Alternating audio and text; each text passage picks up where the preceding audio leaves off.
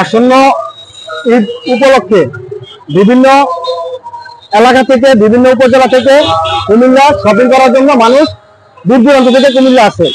এই ক্ষেত্রে দেখা যায় আমাদের এদিকে অনেক জ্যামের সৃষ্টি হয়। এই জ্যাম নিরসনের জন্য যানজট নিরসনের জন্য কুমিল্লা মহানগর বিএনপির আহ্বায়ক ওদবাতুল বাড়ি আবু ভাইয়ের নির্দেশনায় ছাত্রদল কুমিল্লার প্রত্যেকটি গুরুত্বপূর্ণ পয়েন্টে কাজ করবে।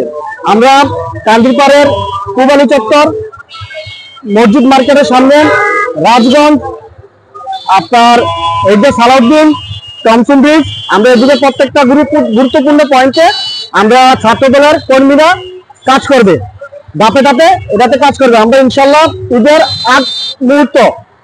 দিন আগ মুহূর্ত পর্যন্ত আমরা এই কার্যক্রম চালিয়ে যাবো ইনশাল্লাহ, যাতে নগরবাসীর কোনো সমস্যা না হয়। আর ছাত্রদল বিগত দিনের মতো প্রত্যেক দিন সাধারণ জনগণের পাশে ছিল আর ভবিষ্যতে থাকবে ইনশাল্লাহ, এই আশা ব্যক্ত করতে আমরা।